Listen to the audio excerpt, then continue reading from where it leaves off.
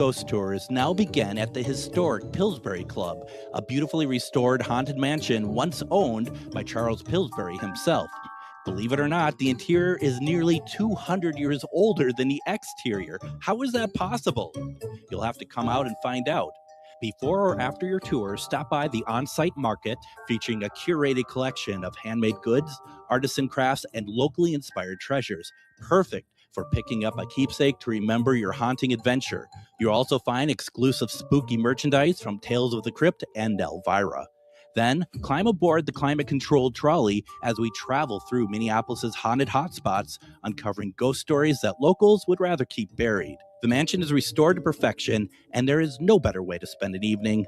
Visit MinneapolisTrolleyTours.com for tickets and more information. It's that time of year where the weather is getting nice and it's time to get out of the house for some family fun.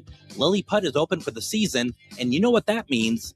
Lily Putt is known for its mini golf, go-karts, glow golf, jump pads, kiddie carts, gem mining, and even a new arcade. Lily Putt also has interactive and engaging escape rooms like the Haunted Mansion, the Bunker, or Night of the Wolf. Lily Putt is perfect for parties and group events. Stop by lilyputt.net for more information and hours of operation. With your AM 950 weather, I'm Patrick Lilia. Tonight, cloudy with a low of 69, then Thursday, cloudy with a high of 85. Farmer's Kitchen and Bar brings the flavors of the harvest to downtown Minneapolis, featuring selections like locally sourced poultry and wild rice meatballs. Farmer's Kitchen and Bar is located on 2nd Street next to the Guthrie Theater. Check them out at farmerskitchenandbar.com. Portions of the following program may be pre-recorded. The views expressed and the opinions given by the individual host, guest, random reptoid, or chupacabra may not necessarily reflect those of AM 950 Radio, its affiliates, or its sponsors. Now, it's time to step into the unknown.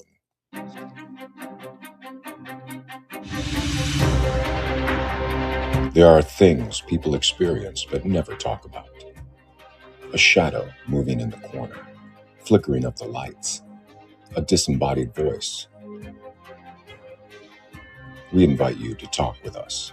Share your story, share your experience.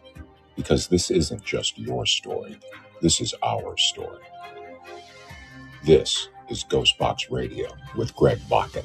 And this is GhostBox Radio on AM 950, where every night we talk about the paranormal, ufology, Bigfoot, and so much more. My name is Greg Bakun. Thank you very much for joining us tonight. It's going to be a great show tonight. It's going to be a lot of fun talking to our guests. But before I get to her, I'd like to quickly get to let's see here, Adam in Eden Prairie. How are you doing tonight? Doing well tonight, sir. Very busy night, especially after last night. And then I will say, working all day tonight, I've been looking forward to this interview because what both you and John Parker from The Gailey Show talk about this author, I cannot wait to hear about this book. So it's interesting. First of all, if you don't do so, please check out The Gailey Show Monday through Friday, 2 p.m. Central Standard Time. It is the only radio show in the country that is completely designated and talks about the queer community. And it's a fantastic show, very insightful and very much needed, to be perfectly honest now. And then, of course, last night, John and Jim, they were doing the election coverage, which they did a good job. And little did they realize, Adam, I don't know if you knew this as well, but if they didn't do a good job, this was kind of to see if, how well they could do things. They were going to be fired today. I didn't know if you knew that or not, but Mike had me get the pink slips ready just in case. So they got lucky. They got lucky. They were going to be hanging in their lockers when they got here. Well, and honestly, Mike asked me, he's like, well, what did you think? And I was kind of like, let's cut the chain, let's cut the tether here. But they didn't listen to me yet again. So they stay for another month or two. So, well, we'll see what happens by the end of this month. Actually, so in all honesty, of course, we love John and Jim. We love the Gailey Show, and they did a fantastic job last night. It was a lot of fun listening to what they were reporting regarding the primary elections. It was great. And about 2 months ago, John came into my office at the station, and he held up a book, and he said, "This is something that I think you'd be very interested in talking about on your show, and it's an author that we have on the program once a month." So I'm very excited to kind of go through this, and in some ways I'm a little intimidated, because it's like I really want to get into what this book is about, and really do a good job with it, because I have a lot of respect for our guest, who is Ilana Masad, and she is a writer of fiction, nonfiction, and criticism. Her work has appeared in the New Yorker, New York Times, LA Times, Washington Post, NPR, The Atlantic, Story Quarterly, Catapult, BuzzFeed, Joyland, The Account, and many more.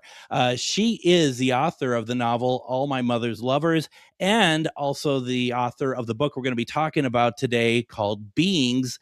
Masad holds a PhD in English from the University of Nebraska, Lincoln, and has taught a wide variety of creative writing and literature courses, and also provides editorial services to authors. And as we mentioned, Ilana Masad is on The Gailey Show once a month, if I'm not mistaken, the third Friday of every month. Ilana, you're talking about like book recommendations, right? Yeah, I do queer book recommendations every month. That is fantastic. Ladies and gentlemen, welcome Ilana Masad to GhostBox Radio. And how are you doing tonight? Thank you so much for having me, Greg. Yeah, I'm doing well. Oh, it's great. How are you? It's and your great. creepy doll. Well, it's only creepy when it moves, and otherwise it's pretty good. I have to tell the story, and listeners are getting probably very sick and tired of this story, but I have a good friend of mine who I do a lot of my events with, and she's a psychic medium, and this is a doll that is based off of Annabelle from the Warrens, the Conjuring film series, but Annabelle is a real thing. So I wanted to have a doll like that, and I went to Etsy, and this is a vintage doll. It arrives as she arrives one day, I take the box from outside, I bring the box inside my house, just to the doorway, and I kid you not, I get a text from Shar, and she's like, "What did you just bring into your house?"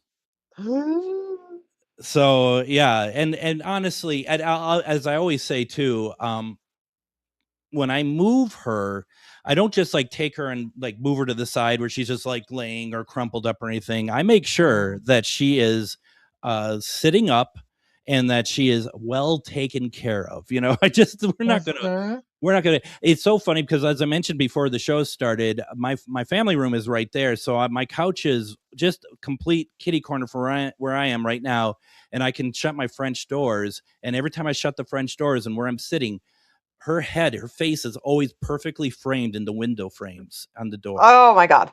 She's amazing. She's amazing. So yeah, that's what all that's about. But we're not here to talk about her tonight. We're here to talk about beings. And Ilana, let's start with really basically because it's, first of all, a beautiful cover. It's a beautiful book. I see this beautiful flying saucer on the cover. What is the book about? Yeah, so the book is 3 stories, intertwined stories. One of them is a retelling of, or a sort of an imagined version of, the Betty and Barney Hill abduction and the years following. So basically, from the day that they were abducted until Barney's death in 1969. And that's one strand of the story. Another strand of the story is the life of a young science fiction writer named Phyllis, who runs away from home when her parents discover that she's queer, and who sort of makes a new life for herself in Boston and starts working at the newspaper that broke the Betty and Barney Hill story in 1965.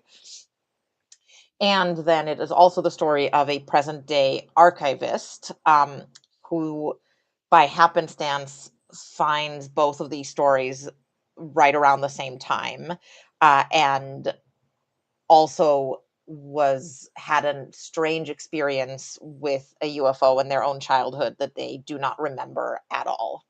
And so the book sort of follows them as they try to recall that memory, and as they become more and more enmeshed in both of these stories. So Phyllis's story, does that take place in 65 then? That story also takes place from 1961 to 1969. So both of the Okay. historical stories take place throughout the decade of the 60s. And the first story, which is it's Betty and Barney Hill, right? Yeah. Mm-hmm. And it really is one of the famous things in the newspaper that broke the story is only broke because their hypnotherapist or whatever he leaked the tapes. Well, no, actually. So that's a common misconception. That's not true, huh? No, that's not true. Well, as far as I know, as far as we know, the tapes did leak much later. Um, but there was a leaked tape, but it wasn't of their hypnosis session. So after their experience, they went and sort of, they told the Air Force, because that's what you were supposed to do when you saw a UFO, and they didn't immediately remember the abduction. And they're they talked to, just like family and friends about their experience. And eventually what happened was that they ended up speaking to a pretty big UFO study group, which was what these kind of groups of interested people used to be called. They were called study groups. And it was in New England, and they went there and they told their story like they always do. But Betty that night sort of decided to also tell the audience about her dreams. And her dreams were the ones that were what was really bothering her after the abduction. She was having these recurring dreams um, about what she thought might have happened during this period of time that she and Barney didn't remember from that night of the abduction. But she said in these tapes that they were dreams. And she said that, she'd been told by some people that maybe they could indicate something that had happened, but she really didn't know. And this was before they had started seeing their psychiatrist. Without their knowledge, someone had taped that meeting.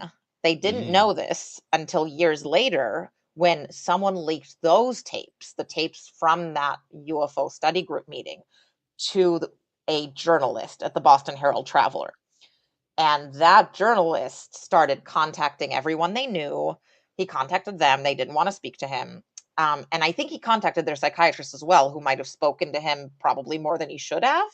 But he, as far as I know, did not leak the tapes at that time. The tapes were leaked later. The tapes are still in their actual archive. So they agreed to have the tapes in their archive and to keep them there. And, it's interesting because during my research for the book, I discovered that not all of the tapes, but one of the tapes is available to listen to on YouTube. And I did not listen to it because in the book that they had written about them in 1966, The Interrupted Journey, there were a lot of transcripts, partial transcripts of their interviews, of their hypnosis sessions were in that book. And that was all with their cooperation. They wanted this book written because they were trying to correct the record. And they talked about how they did not want anyone to listen to these tapes. And so I really felt like I couldn't, like, Interesting, because yeah. I respected them, and I just, part of what drove me to write the book was this feeling that their story had been taken away from them so many times. And this was one thing where I was like, no one will ever know, obviously, if I listen to this or not, but I just feel like I ethically can't do it because they really didn't want to be heard in that deeply vulnerable position. I think that's so interesting, and I respect that. I really respect that a lot because that is really important because they didn't want people to listen. I mean, at least this part I know. They weren't out there looking for the fame. They weren't out there They looking were for, not. I mean, and in a way, and correct me if you think I'm kind of getting way off here. There's such a correlation in a sense between like Phyllis and Betty and Barney because they're all outsiders. Betty and Barney are interracially married, which we all know that doesn't go very well in the 60s. you It was know. still illegal in nearly half the country, This was Yeah, before 11 v. Virginia. absolutely. And with Phyllis being gay, that Mhm. I mean, and that's and I mean, do you kind of is there, like, you make correlations there, or just we kind of leave it for people to kind of like, yeah, here you go, I mean, I don't make it explicit, but like the fact right, that the stories are sitting together is part of it. Because I mean, for me, part of why I felt like I wanted to tell a story about someone like Phyllis next to the story about the Hills was that the story that came out about them in the newspaper in 1965 that then went, the 60s version of viral because it was reprinted all over the country, right, people were writing in about it, like people were fascinated, thought it was hilarious, people thought it was ridiculous. They were outed. I mean, that's basically what yeah, happened. They were outed, and that correlation felt very clear to me, especially because in the 60s it was very normal that I mean their address was printed in the newspaper, right? Like the Hill's address was printed, like Mr. Betty and Barney Hill of, something something whatever road, yeah, uh and in Portsmouth, New Hampshire. And that meant that people could reach them, they could write to them, they could try to find their phone number in the phone book. They were just completely left vulnerable, and in the 60s, if someone was arrested at a gay bar, their name and address would also be printed in the newspaper. And this was just normal, right? Like we weren't yep. living in an era of doxing. This was just what a normal national, reputable newspaper did. Um, And so it felt very clear to me that there was such a correlation here in terms of like what they went through and what a gay person who was outed might have gone through in terms of the ridicule, in terms of the idea of them being mentally ill, right? Because also homosexuality was not taken out of the DSM, the psychiatrist Bible, as it were, until I think 1970 or 75. Hmm. So in the 60s, you were still considered mentally ill if you were gay. And of course, people who saw aliens would also be considered mentally ill.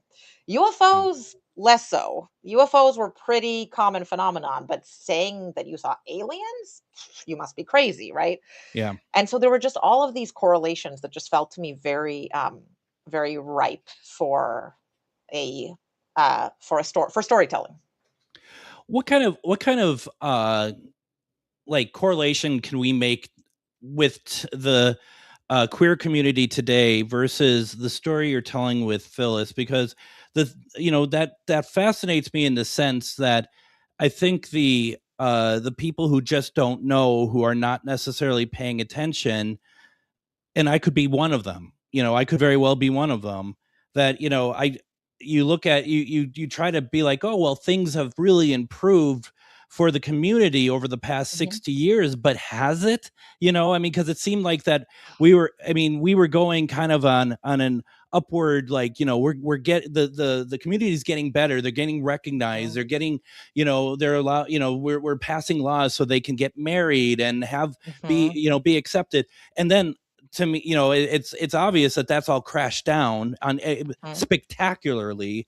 Mhm. Now, if you put that 2026 to 1965, where is the community at now? Yeah, I mean, I think part of what was really interesting to me when I was researching was how much the 60s felt like today. When I was just Sure. researching kind of the era in terms of, there were these big kind of intense um fights for civil rights, right? I mean, this is the height of the civil rights movement. This was the beginning of the gay civil rights movement in the 60s. I mean, it had started earlier, but it was sort of starting to ramp up, and it was learning, the gay civil rights movement was learning a lot from the black civil rights movement.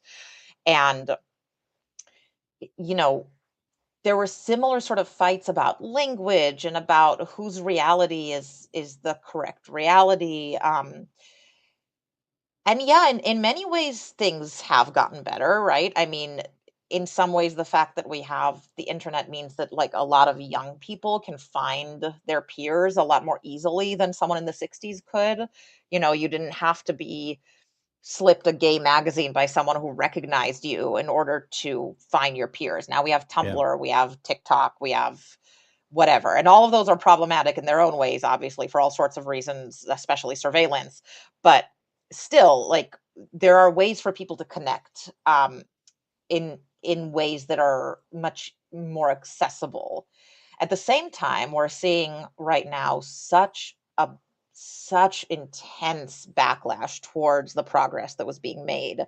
And the newest boogeyman is trans people, in the Yep. sense that, like, the law, there are so many laws being passed left and right now that criminalize or, make it just harder for young trans people and trans adults to get healthcare, just like basic stuff. And it's really scary. I just finished reading Susan Stryker's newest book called Changing Gender, which is coming out soon, which is really, really good. And I highly recommend it. It'll be probably one of the books I recommend to John next week. But yeah, I mean, it's very alarming to see where we're at. I mean, the thing that always gives me hope, though, is that even as these backlashes are occurring, queer people, trans people, we're all continuing to make art. We're trying to connect with each other. We're trying to connect with our history. Um, and that always gives me hope, like, I don't think we're giving up.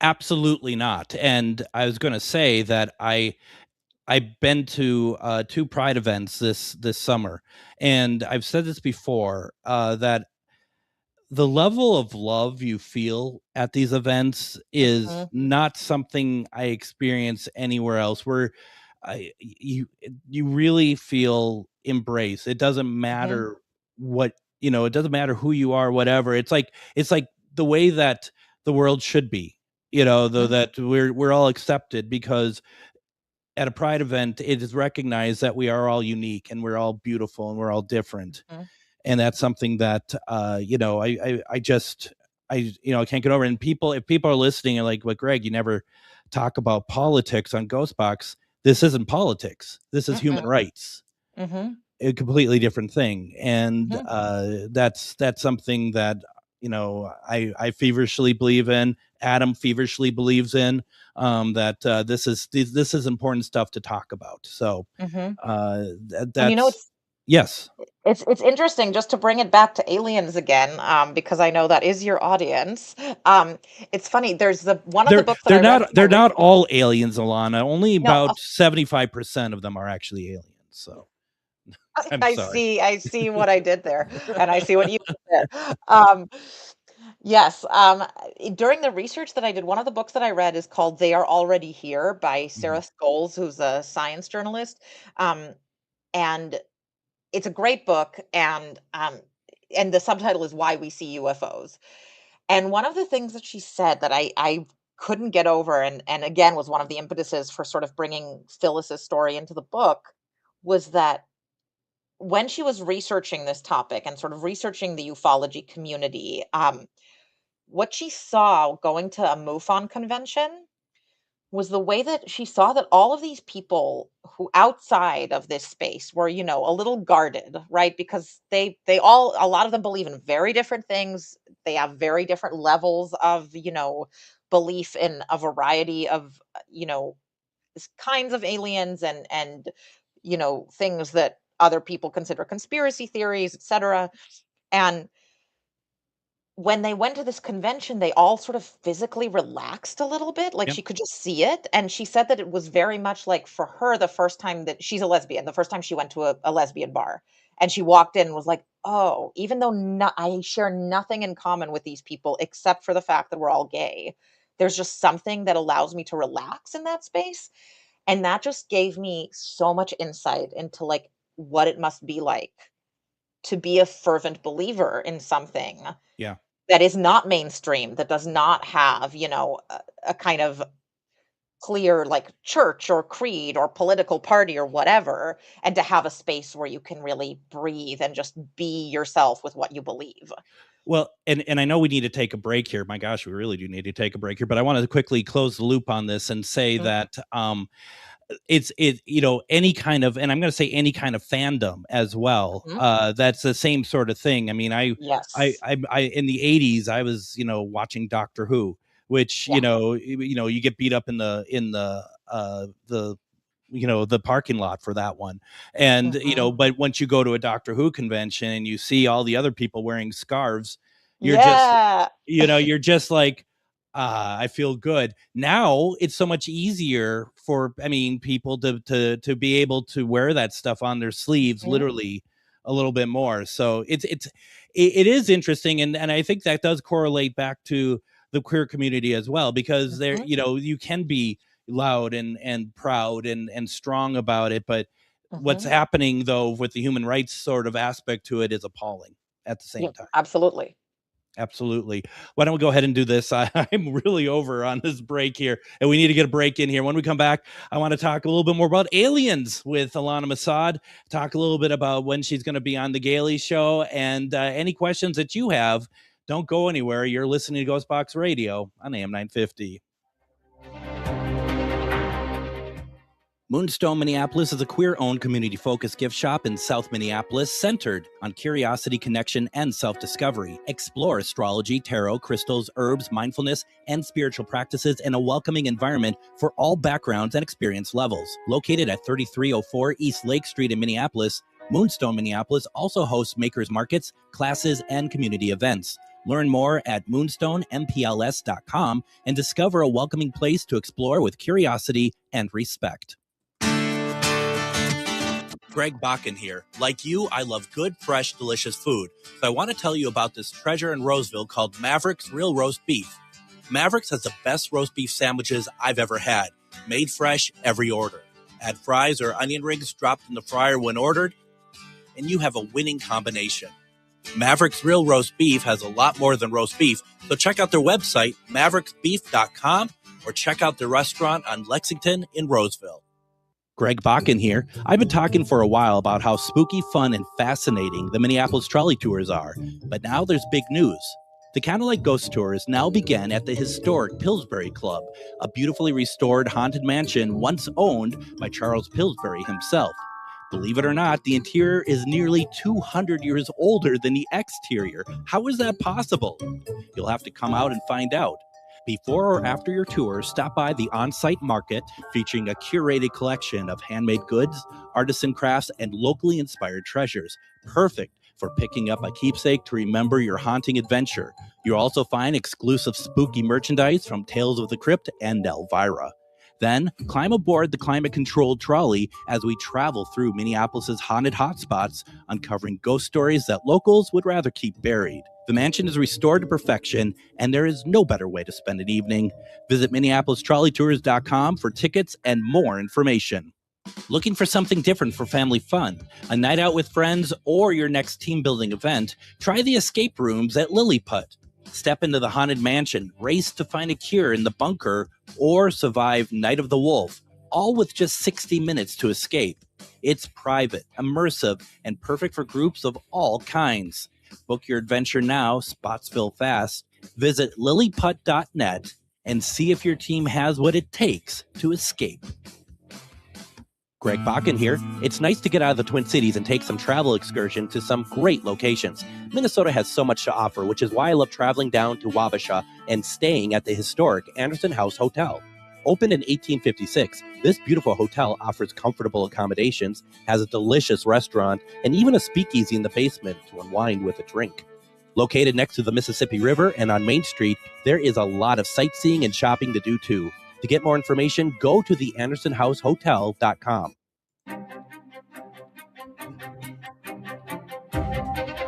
Have you made your way over to Moonstone, Minneapolis yet? As I said in the ad, it's a queer-owned shop that is offering crystals, tarot cards, candles, other metaphysical treasures. It's a fantastic place.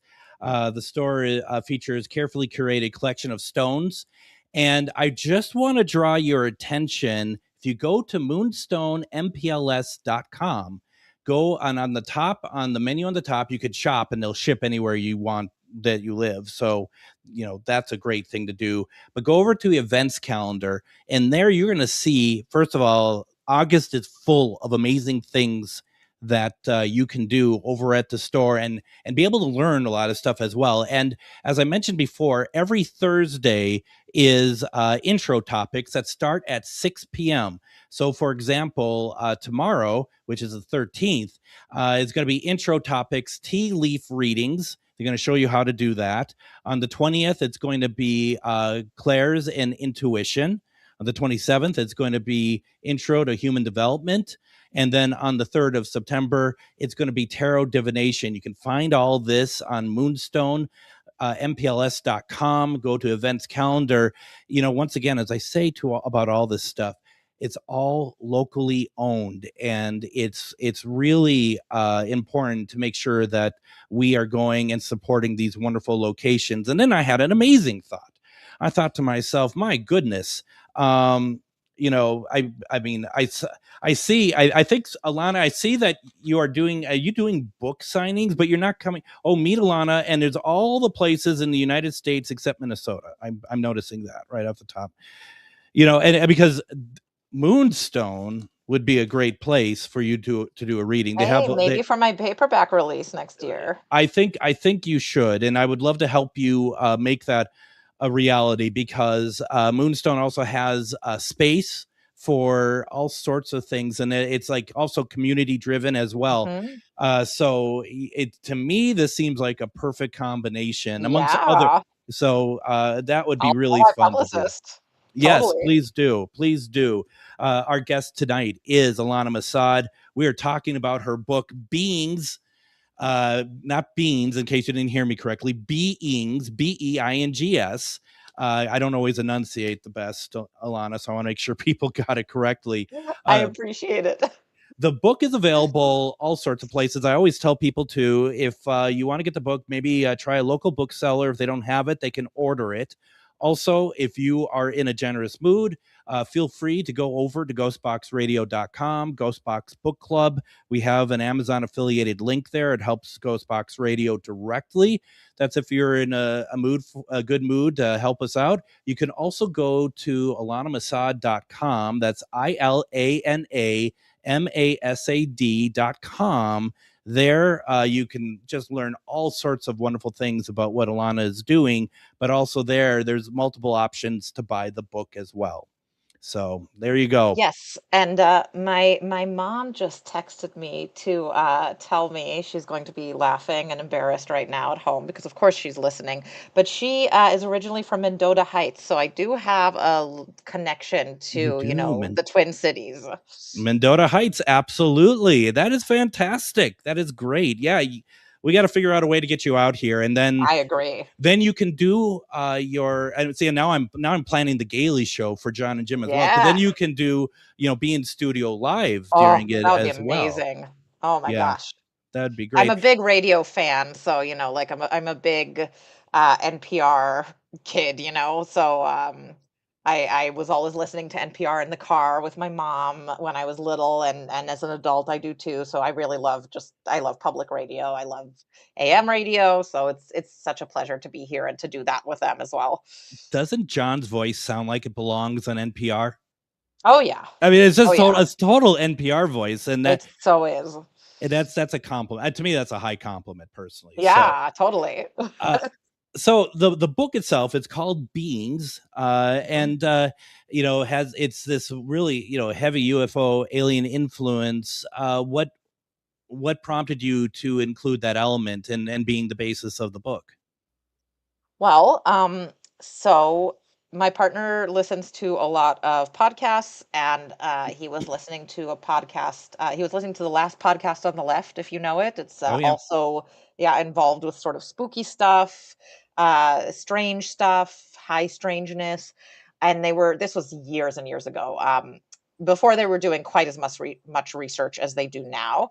And they were doing an episode about the hills. And I kind of heard it with half an ear. He was in the kitchen making dinner. I was in the living room doing something.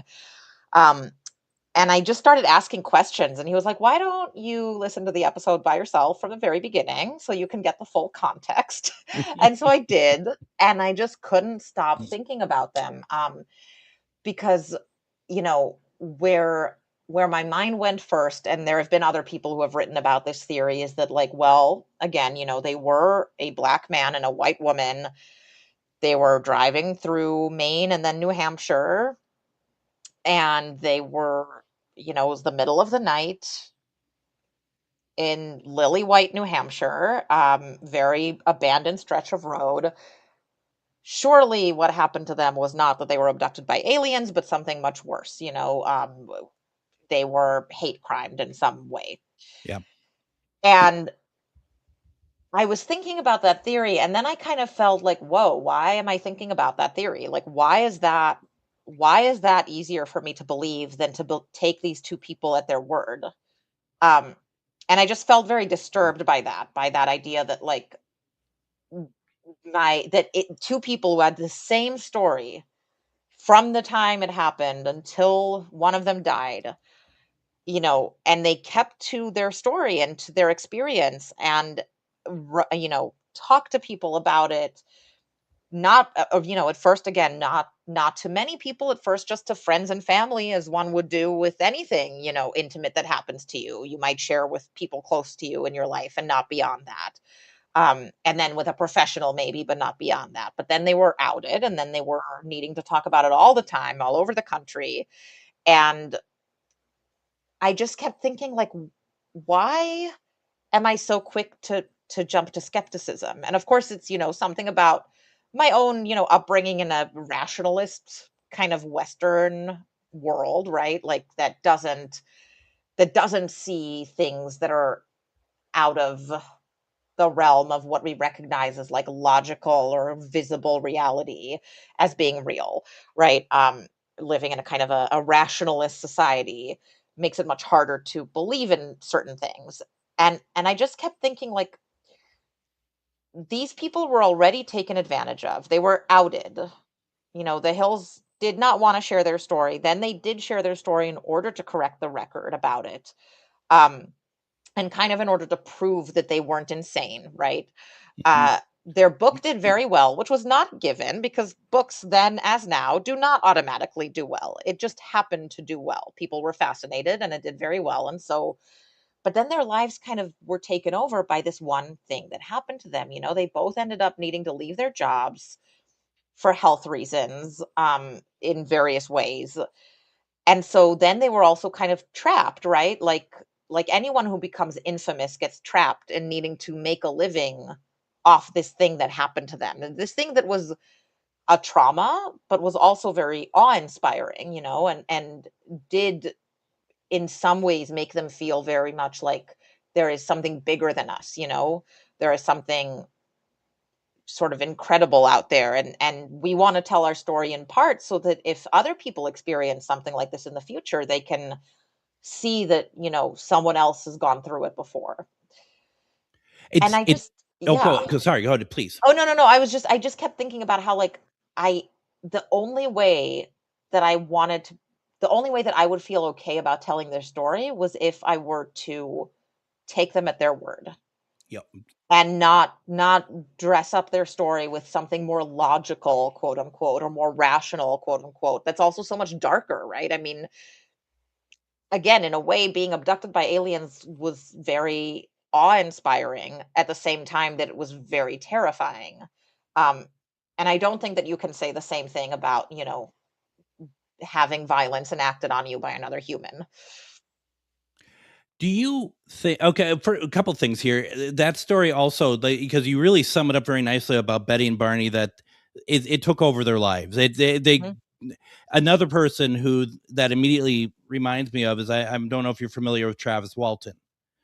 No. Oh, you want to look that up. And we actually interviewed him, and I'm just going to leave it at that because I want to kind of keep on your book here. And I want to ask a question and then take another break because this is a shortened segment. But would you have been more inclined, because, from the time that they were abducted and that story came out, 60 years have passed, and we know human history of, like you said, an interracial couple that are driving in the back roads and something happened and you right away think that this is what it is. And there wasn't, and we also know a lot about aliens now. Would you have been quicker to believe them in 1965 without all that backstory, or do you think it would have been the same regardless? Oh, that I have no idea because I don't know what I would have been like in 1965. Yeah. Who knows? I mean, I think that because of the kind of skeptic that I tend to be, although writing this book has made me a lot less of a skeptic and a lot more, not a believer, but a lot more open to mystery and open to understanding and believing that there is so much that I don't know. Um, and so much that we all don't know. And so I think because of the kind of skeptic that I am, sort of naturally, I think I probably would have been more like Phyllis in the 60s in that, I would have thought, well, this is just nonsense. And like, I love this stuff in science fiction, but I want it to stay in the realm of fiction. Certainly, it's not something that could come out into real life. Yeah. Yeah. Interesting. Is there other similarities between you and Phyllis? Oh, sure. I mean, the sort of I mean, there's all sorts of little ones, but she's not like autobiographical or anything, No. No. no, no, no, but just I mean, again, like my parents were not the kind of people who were going to kick me out when they learned I was queer or anything like that, That's true. Yeah. Yeah. Um so no, but I mean, I think I share with Phyllis a certain ability to put a really good face on things when they're hard, which is something that she's very good at. And and a love of science fiction, of course. Absolutely. It was because we went along the first segment. I want to go ahead and get another break in Mhm. real fast here. So let's continue this conversation. If you have any questions for Ilana, put them in the comments. But we have a lot to get through still, and we're not going to get through everything. So we're going to do our very best. Don't go anywhere. You're listening to GhostBox Radio on AM 950. Moonstone Minneapolis is a queer-owned, community-focused gift shop in South Minneapolis centered on curiosity, connection, and self-discovery. Explore astrology, tarot, crystals, herbs, mindfulness, and spiritual practices in a welcoming environment for all backgrounds and experience levels. Located at 3304 East Lake Street in Minneapolis, Moonstone Minneapolis also hosts makers markets, classes, and community events. Learn more at moonstoneMPLS.com and discover a welcoming place to explore with curiosity and respect. Greg Bakun here. I've told you about the out-of-the-world roast beef sandwiches at Maverick's Real Roast Beef, but I haven't told you about their Philly steak sandwiches, turkey bacon avocado sandwich, BLT, crispy chicken, fish sandwiches, brisket, or pulled pork. Okay, you get the idea. They make a lot of delicious food to the same standard as their famous roast beef sandwiches, and now I'm starving. I'm going to go to Maverick's Real Roast Beef off Lexington and Roseville, and you need to go too. Check out their menu at mavericksbeef.com. Greg Bakun here. I've been talking for a while about how spooky, fun, and fascinating the Minneapolis trolley tours are, but now there's big news.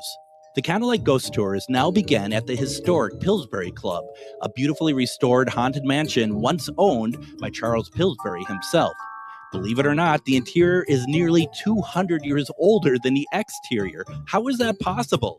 You'll have to come out and find out. Before or after your tour, stop by the on-site market featuring a curated collection of handmade goods, artisan crafts, and locally inspired treasures. Perfect for picking up a keepsake to remember your haunting adventure. You'll also find exclusive spooky merchandise from Tales of the Crypt and Elvira. Then, climb aboard the climate-controlled trolley as we travel through Minneapolis's haunted hotspots, uncovering ghost stories that locals would rather keep buried. The mansion is restored to perfection, and there is no better way to spend an evening. Visit MinneapolisTrolleyTours.com for tickets and more information. Greg Bakun here. It's nice to get out of the Twin Cities and take some travel excursion to some great locations. Minnesota has so much to offer, which is why I love traveling down to Wabasha and staying at the historic Anderson House Hotel. Opened in 1856, this beautiful hotel offers comfortable accommodations, has a delicious restaurant, and even a speakeasy in the basement to unwind with a drink. Located next to the Mississippi River and on Main Street, there is a lot of sightseeing and shopping to do too. To get more information, go to the AndersonHouseHotel.com. It's that time of year where the weather is getting nice and it's time to get out of the house for some family fun. Lily Putt is open for the season, and you know what that means. Lily Putt is known for its mini golf, go-karts, glow golf, jump pads, kiddie carts, gem mining, and even a new arcade.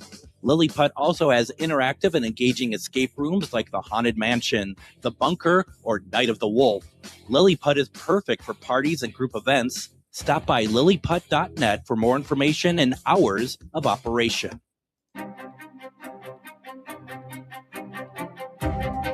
And join me tomorrow on GhostBox Radio with Greg Bakun. We're going to run a replay from earlier this year where I had on Lon Strickler, and we were talking about Bigfoot sightings during the Civil War. It's a very interesting conversation. And what's also really interesting about it, too, is the episode ends with Lon sharing an experience that he had and trying to get the media and the police to listen to him, and it goes really astray. It's a fascinating story. You do not want to miss this. That is tomorrow, and then I'm back Friday with an all new Casual Friday. So still a lot of great radio coming up this week. Still a lot of great radio coming up now. My guest tonight is Ilana Masad, and we're talking about her book Beings, which is available all over the place. I would also, once again, ask kindly, if you're in the mood to support GhostBox Radio, to go ahead and get it through our affiliated link. You can find that on ghostboxradio.com/GhostBox Book Club, where we have all sorts of titles. Every author we've ever had, their titles are on there as well. It's a great selection of books in this genre. And also, please go visit Ilana. Go to ilanamasad.com, ILANAMASAD.com. I'll put this in all the socials that I will put out after the show. It's you're going to get a lot of great information. As we are wrapping up, we still have a little bit of time. We're about 10 minutes left here. Ilana, I can't help but notice you said that you're not yet a believer. Mm-hmm. What? What? Come on. I mean, look. Come on. Yeah, I'm looking. Come on. I think that I am one of those people who is naturally inclined to skepticism. And I know this about myself, but again, writing this book made me so much less skeptical. And it just made me so much more open to the possibility, right? Because one of the things that was really interesting to me in sort of researching aliens and the UFO community and what people experience during alien abductions. So I'm sure you know of Dr. John E. Mack, the Harvard psychiatrist, right, who is to this date like one of the only people to have really seriously taken alien abductees seriously without even positing a belief or a non-belief, but simply saying this is a real experience that people are going through and it's worth looking at, right? Mm-hmm. And it's worth talking to these people and really hearing them and what they have to say. And reading his books was so interesting because it sort of showed me again that it almost doesn't matter what I believe, because the fact is that I believe the people who go through it, Yeah. To me, that is more important than telling anyone I believe in aliens for sure. I mean, look, in the grand scheme of things, I think it's ridiculous to assume that we are the only intelligent life in the universe. The universe is endless and expanding somehow. My brain hurts trying to think about it. There is no way we are the only intelligent life. I don't know that we'll meet intelligent life. I don't know that we are meeting intelligent life. But that doesn't matter, because the fact is that people are having very real experiences. And whether that's aliens, a spirit world, I mean, Whitley Strieber, right? One of the really interesting things about him was that even though so much of what he describes and has described seems very clearly, oh, this is aliens, right? Very in line with a lot of other people's alien experiences. He's always said, I don't know what they are. I don't know what it is that I'm experiencing. I just know that I'm going through something and I'm speaking to someone, and it's very intense and it's very real. And to me, that is of more interest, because that's the only thing that I can see, right, is the human beings in front of me telling the story. Yep. And until I have my own encounter, which unfortunately I do think that there's something to the fact that, like, if you want it too much, and I do really want it, you're never going to get it, you know, with specifically with aliens, right? Like if you want to be abducted or if you want to see a UFO, you just don't, it seems.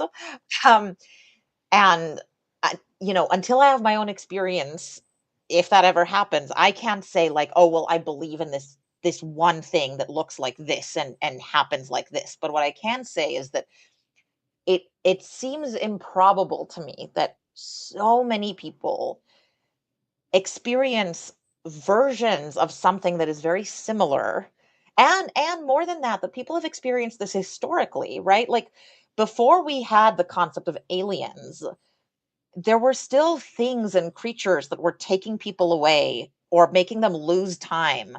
You know, like, there's stories in all kinds of cultures about this. I mean, one of the most famous, right, is like the Fae of, you know, Ireland, right? Is like, well, they would take you away and something would happen and then they would bring you back and you would be changed. And that sounds an awful lot like what people describe about aliens. So there is something happening to us, something. I don't know if it's a collective unconscious. I don't know if it's a spirit realm. I don't know if it's aliens have been visiting us for, you know, millennia. I don't know, but I am now much more comfortable living in the I don't know than in living in the no, it can't possibly be. So hold my beer. Okay. And first off, I want to say that skepticism is a very good thing, right? It's the grounding, right? It's the balance that Mhm. some people do need. And I also think the correlations between any sort of divulging your true self is courageous, like Mhm. coming out, Mhm. admitting to stuff, whatever. And so, you know, what I've always enjoyed about my show is that it's my space to do whatever I want. So I've Mhm. told people many times, I am an experiencer.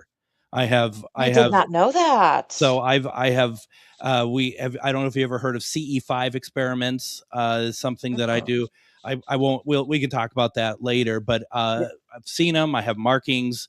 It's stuff that you know. And if someone said to me, "I don't believe you," I don't take that personally. You know, because Yeah. these are things that these are high concept things that are happening.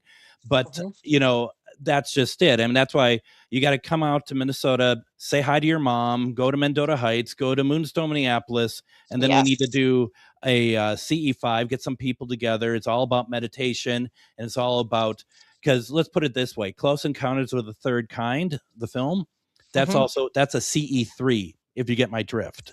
Ah, okay, okay. So so What did you these think are of Disclosure Day I loved then? it. Loved it, loved it, loved it, loved it. And I probably cried about 5 times during the film because there's so many things that mimics what either I've experienced or people that I Mhm. know and trust experience. So Mhm.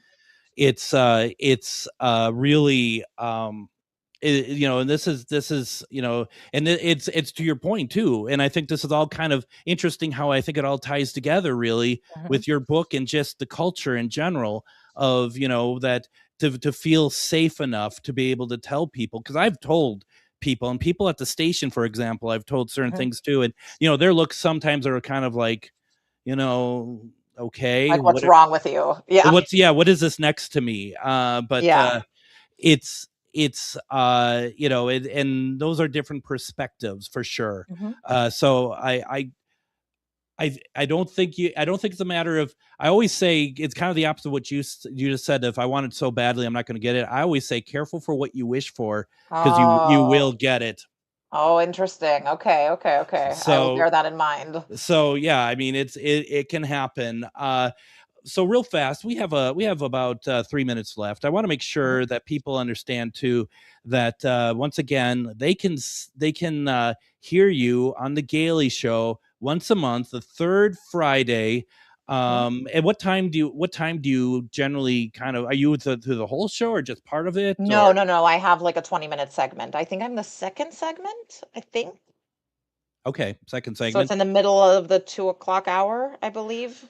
So if people want to skip the rest of it and just listen to you, we now know where that is. Okay, that's good. So no, listen to the whole show. And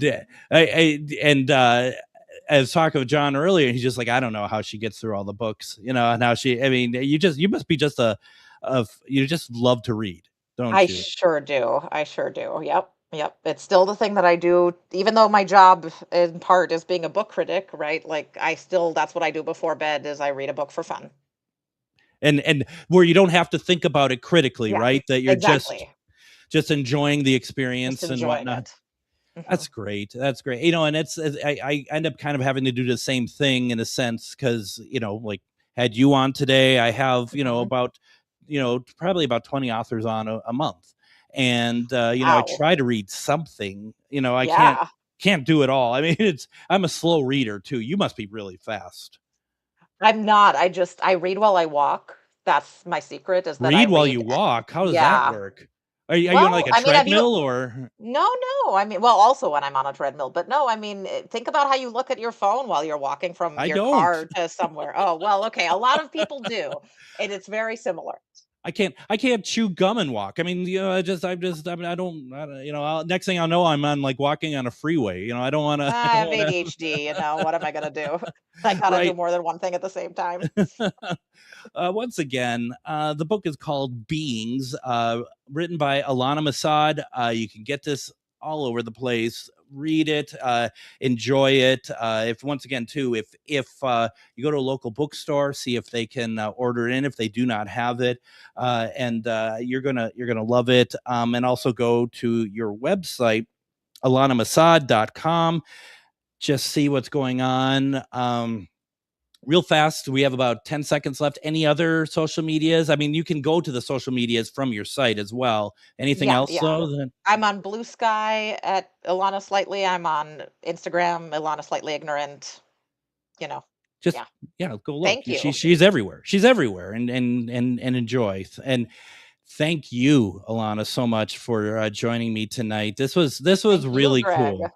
This I'd like was, I agree. I If there's ever another time slot for me here too, I'm down to become an AM 950 regular. let's do it. Let's do it.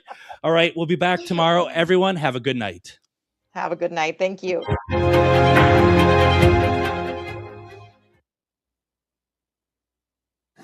The Tom Hartman